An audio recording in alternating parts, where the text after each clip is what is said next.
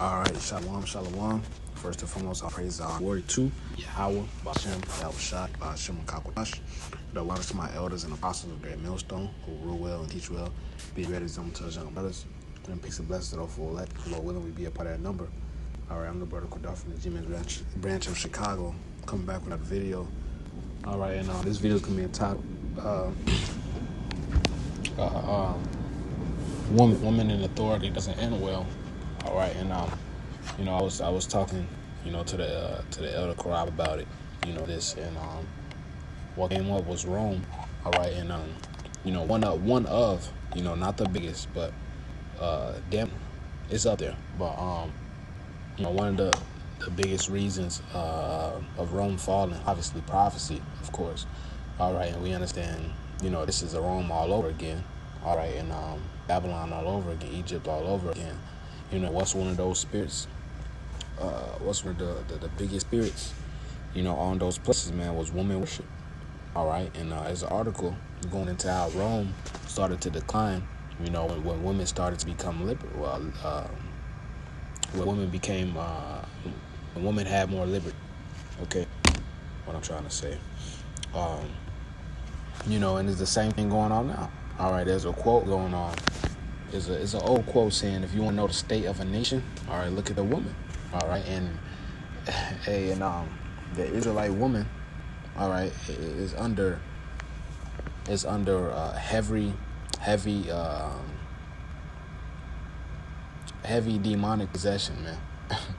All right, heavy demonic possession, man. All right, they have been poisoned, man. All right, body and mind. All right, this is it says Rome in America, feminism destroyed. All right, so it says unfortunately, feminism in the future is an oxymoron, or fortunately, depending on your point of view, as it seems to be unsustainable in the long run. Based on past history, it appears that a civilization that embraces feminist values will cease to exist in just a few centuries. This is why we have never seen a feminist civilization aside from a very short span at the end of the Roman Empire and a few more ancient civilizations. The same thing with America. All right. It says, reading the history of the Roman Empire brings such glaring similarities with our own civilization. It is as if human social dynamics are literally stuck in a cycle that repeats every couple of thousand years. There were two matriarchal, extremely advanced civilizations, one at the end of the Roman Empire 2,000 years ago, one possibly at the end of Babylon 4,000 years ago. For those who enjoy history, here's a short recap of social change in Rome. Two millennia ago, most historians focus on military and political facts, but I find the social aspects just as fascinating. Roman civilization is a strong patriarch. Fathers are liable for the actions of their wife and children, and have absolute authority over the family, including the power of life and death. All right, and that was and that's Israel is a not a matriarchal. All right, is a very patriarchal nation. All right, does say the scriptures. All right, and Americans used to be patriarchal. All right, you had the quote unquote glory days. All right, you had the 50s and the early 60s. All right, and this place is destined to fall. All right, so gradually it's gonna get weaker and weaker. All right, what's something that's gonna get you weaker? All right, women ruling over you, a matriarchal society. All right, a matriarchal society, man. All right, it's the same thing that's happening to Rome. That happened to Rome. All right, and the same thing that's happening to America. It says,